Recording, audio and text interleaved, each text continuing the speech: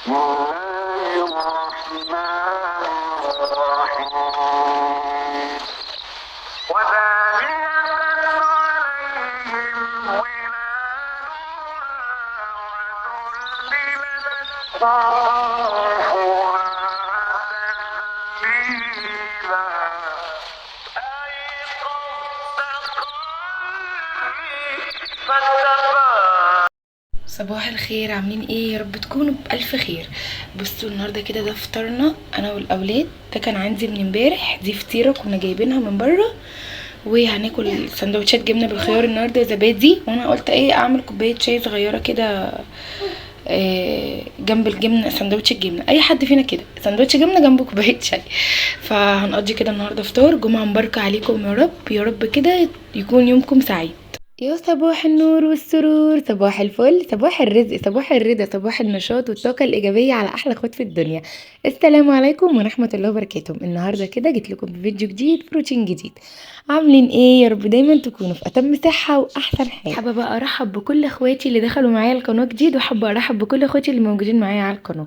بحبكم كلكم، ووجودكم بيفرق معايا. بس لو لسه أول مرة تشوفوا القناة بتاعتي، اتمنى تشتركي معايا في القناه وتفعلي زر الجرس عشان يوصلك مني كل جديد انا بنزله، وتحطوا اللايك والكومنت اللي بيشجعني عشان يخليني اوصل معاكم لاكبر عيله.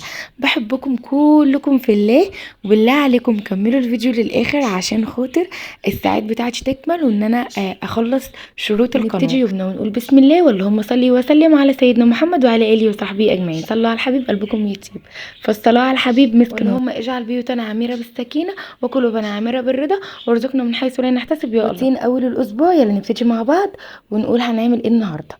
شوفي بقى انت وراكي ايه، او محدده ايه عندك من امبارح مثلا، وتقولي انا النهارده هقوم اعمل كذا وكذا.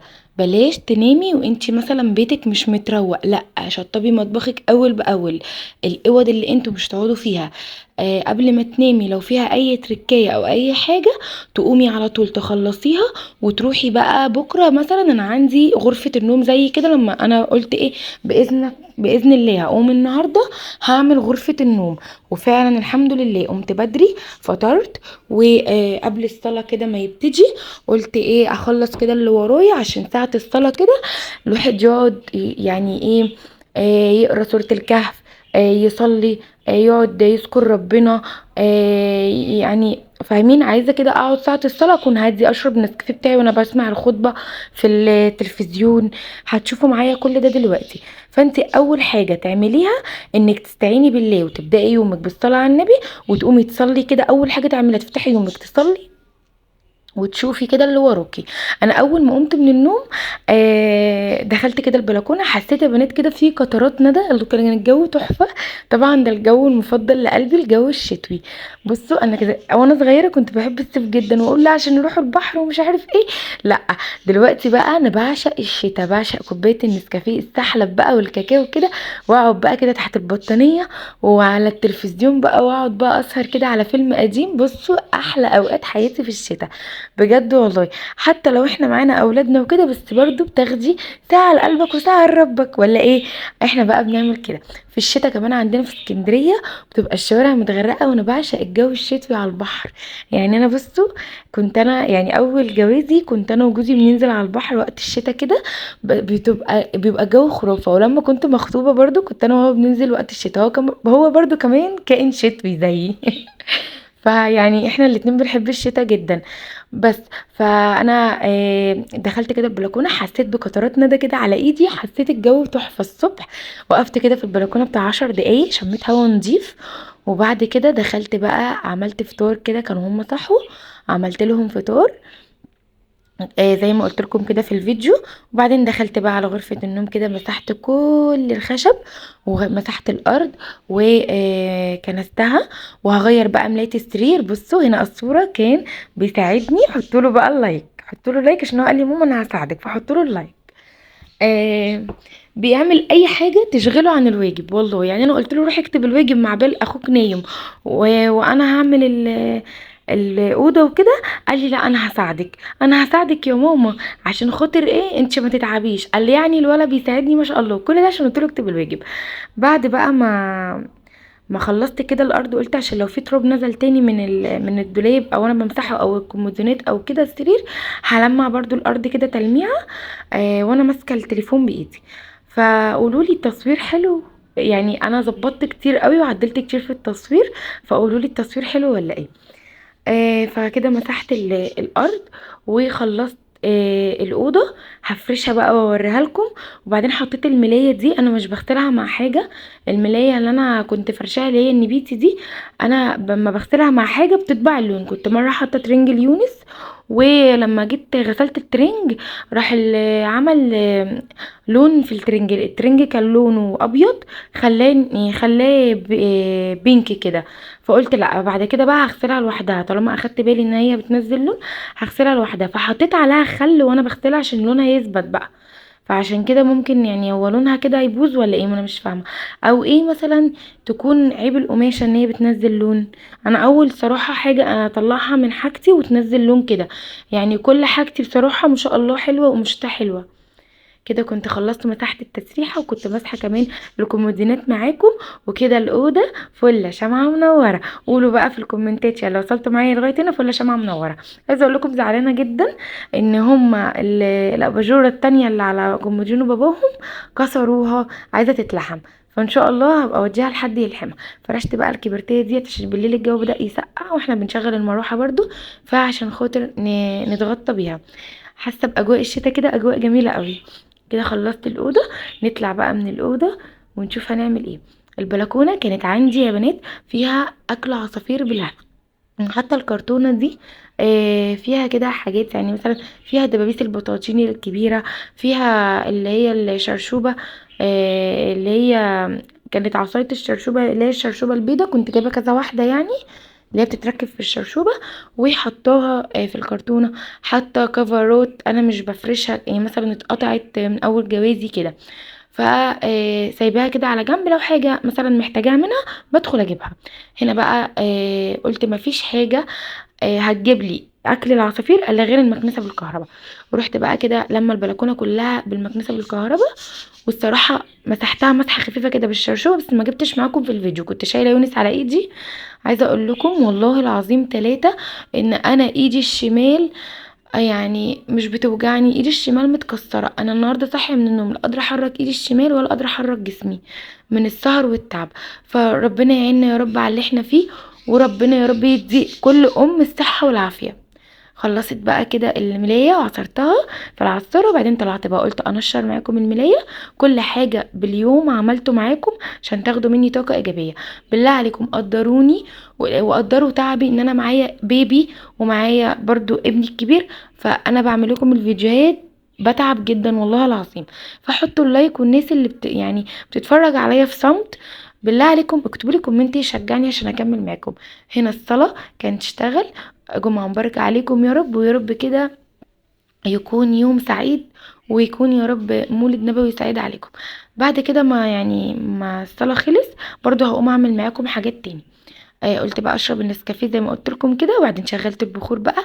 انا بجيب بخور ارابيسك يا بنات، العود ب15 جنيه، وساعات بجيب العلبة الكبيرة عاملة 75 جنيه. فقلت بقى كده اشغل البخور واقعد بقى. بعد كده دخلت بقى عملت الغدا.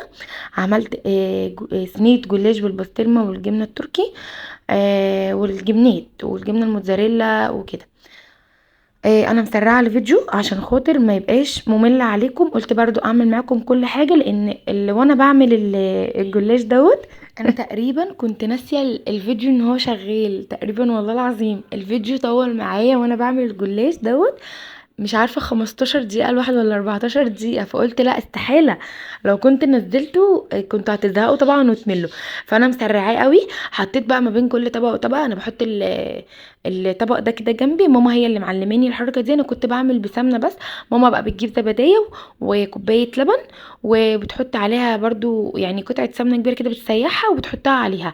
الخلطه ديت حتى لو اتبقت هتحطوها على الوش هتبقى تحفه. بصوا هتشوفوها معايا دلوقتي. حطيت بقى ما بين كل طبقه وطبقه الخلطه اللي انا عملتها دي، وبحط عليها ملح وفلفل اسمر بس ما تكتروش. بحط بقى الخلطه في النص. وساعات يا بنات بصوا بدل ما بعمل كده بقطعه، بجيبه اللي هو الرول الطويل ده بقطعه بالسكينه وافرده كده واحطه في الصينيه. وبعد كده بحط عليه الخلطه واكبسها كده يعني زي بمكبس او بايدي عادي يعني.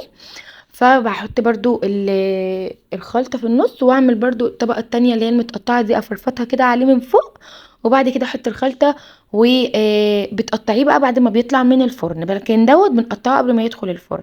اول جوازي كنت بقعد اقول ايه، طب هو بيتقطع ازاي بعد ما بيطلع من الفرن؟ اتاريه احنا بنقطعه قبل ما يدخل الفرن اصلا. طبعا كنت لسه بقى ايه، متعلمة بقى جديد الاكل وكده. بصوا حطيت عليه بقى فلفل الوان احمر واصفر واخضر وزيتون. عندي بابانا يعني مش بيحب الطماطم في الاكل نهائي. دي حاجة يعني، بصوا عندي عقدة من الطماطم في الاكل. الصلصة مش كتير في الاكل، الطماطم في الاكل لا. ممكن لو طماطمية صغيرة كده انا بضحك بس عليه واحطها كده ايه تحلي الاكل. لكن لو في حاجة يعني مثلا زي بامية زي مش عارفة ايه، برضو ما تكتريش الصلصة. عندي كائن لا يحب الصلصة. والله العظيم. فانا يعني ايه، حطيت طماطميه كده ضحكت عليه بيها، فقلت له ده فلفل الوان، بس هو عارف ان هي طماطم. المهم بقى رحت برضو مكمله كده بسرعه، وهقطعها بقى معاكم، وباقي الخلطه هحطها من فوق. طبعا باقي الخلطه دي انا كسرت عليها بيضه. تمام. حطيت برضو معلقه فلفل اسمر صغيره. وبعدين بقى رحت رشه بقى جبنه موتزاريلا كده بعد ما بدخلها الفرن شويه واطلعها. برش عليها جبنه موتزاريلا، عايزه ترش عليها جبنه الموتزاريلا قبل ما تدخل الفرن دخليها. خلاص. وبتطلع احلى صينيه جلاش هتدوقوها. انا بقى عندي آسر برضو مش بيحب الجلاش دوت قوي. فانا بضحك عليه اقول له ده بيتزا، بس انا عاملاها ايه زي ايه بطريقه يعني ايه آسر فطيره كده. لكن هو يقول لي لا يا ماما. طب اعمل لك اكل ايه حبيبي؟ قال لي ماما انا عايزه اكل بطاطس سوري. كان عندي بقى عيش كريب كنت شايلاه في الفريزر. والله حاجه ألهمتني كده الصبح اول ما اصحى ان انا اطلعه، برضو قلت اطلعه احتياطي. هنا بقى كانت صينيه الجلاش طلعت، وعملت له بطاطس سوري في البيت بتوميه. بس لو شايفين الطاسه كنت ايه عليت البطاطس خلاص، وكنت حاطه البطاطس على النار. بصوا انا الصراحه كنت مصوره وانا بعمل طريقه التوميه، وكنت مصوره وانا بلف السندوتشات وكده، بس لقيت الفيديو هيطول قوي. فان شاء الله باذن الله هحط لكم مره كده وانا بعمل البطاطس وكده كلها. بس طبعا هي سهله، وانا الصراحه مش من عشاق اللي انا اجيب اكل من بره الا غير من مكان مضمون وانا ضمناه. بس مفيش دلوقتي مكان مضمون. والله العظيم 3 مره جبت يعني بطاطس سوري من بره. والله بيقشروا البطاطس لو فيها حته سودا ولا كده، مش بيقطعوها زينا في البيت بنظافه البيت وكده. لا، بيحطوا كله مع بعض عادي وبيقشروا واللي هو البطاطس اللي هي مش حلوه على البطاطس الحلوه.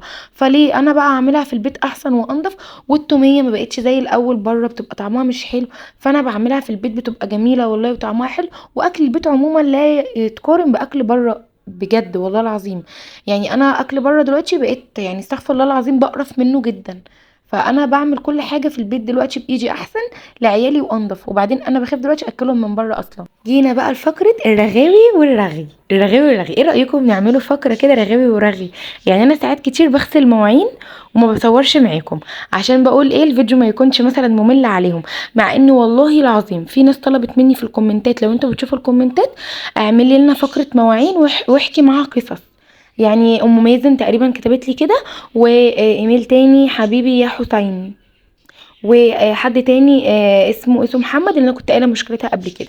هم عايزين فقره معينه ان انا احكي قصه معاها. بس انا بصراحه بشوف ان ممكن يا جماعه الفيديو يطول على ناس تانية وان هو غسيل مواعين. فقولوا لي في الكومنتات اعمل لكم كده فقره مواعين ونرغو فيها، نقول كده يعني ايه قصص حد يكتبها او حاجه، ونشوف برضو ايه نقترح على بعض. قولوا لي في الكومنتات، وقولوا لي في الكومنتات انزل لكم الفيديو الصبح بدري ولا انزل لكم الفيديو زي ميعاده الساعه 8 بالليل. النهارده بقى كده هشارككم ان هنتكلم عن الامومه بكل تفاصيلها الحلوه والصعبه. حياتي مع اولادي كده مليانه مواقف كل يوم جديده، خصوصا مع يونس الصغير. يونس ان شاء الله هيكمل الشهر دوت سنه. قولوا له كل سنه وهو طيب بقى. ساعات بيبقوا بصوا عناديين جدا والله العظيم، عايزين يجربوا كل حاجه، خصوصا ان آسر بيعمل كل حاجه قدام يونس. طبعا انتوا عارفين لو عندك يعني طفل كبير شويه وطفل صغير، الطفل الصغير ده بيبقى طالع هيشوف الطفل الكبير بيعمل ايه فعايز يقلده. تمام. فيونس طالع عايز آسر لما يجيب لعبه او حاجه او عايز يعمل زيها، لا هو كمان عايز يعمل زيها. يعني هو لسه صغير ما بيمشيش وكده. فانا يعني ايه، بسيبه عايز إيه مثلا، ده بينمي ايه افكاره وكده. لان انا سالت الدكتوره بتاعته قالت لي سيبيه لما يعوز يعمل حاجه مع اخوه، سيبيه يلعب مع اخوه، سيبيه يشوف اخوه بيعمل ايه، عشان يعني دوت بيبقى ايه عنده فضول، عايز يعرف كل ده ايه، عايز يعرف ايه الحاجه دي كده. ف عايزين يجربوا كل حاجه جديده زي ما قلت لكم. طب انا ازاي بتعامل او بحاول دايما اتعامل ازاي مع المواقف دي؟ بكل هدوء بقى، مش باخد نفس عميق، ده انا بصوا باخد كل الشهيق عشان اكمل يومي. طبعا كل ام فينا كده والله العظيم ربنا يعيننا على اللي احنا فيه. طبعا ربنا يعين كل ام معاها 3 4 اطفال صغيرين، بجد ربنا يعينكم. باحط بقى ايه، ان انا النهارده هنعمل كذا يا ياسر، احط زي قواعد كده. النهارده هعمل معاك كذا يا ياسر، خلي بالك هنكتب الواجب شويه كده. سيب التليفون من ايدك، لو اخد تليفون يقعد عليه، سيب التليفون من ايدك. عنده كل حاجه، اهم حاجه عنده في الحياه التليفون. فدي حاجه مضايقاني جدا. فلازم ان انا لو مثلا بضربه، بعتذر له مثلا ان انا عملت كده، معلش حقك عليا، انا مش هعمل كده تاني، انا كنت متضايقه منك. طبعا الموضوع طويل جدا والفيديو قرب يخلص معاكم، فحاولي على قد ما تقدري برضو تخصصي وقت لنفسك، لو دقايق بسيطة ترتبي البيت وتشربي قهوتك وتقعدي كده معاهم برضو تلعبي معاهم. بس كده انا خدت بقى المطبخ كده مسحة، والبوتاجاز كان نضيف برضو اخدته مسحة كده معاكم. فلو الفيديو بتاعي عجبكم بالله عليكم شيروه لاصحابكم، واتفرجوا عليه للاخر عشان يعني يوصل لعدد كبير من الناس. وما تنسوش تحطوا اللايك والكومنت الحلو اللي بيشجعني. اشوفكم في فيديو جديد وروتين جديد، مع الف سلامة.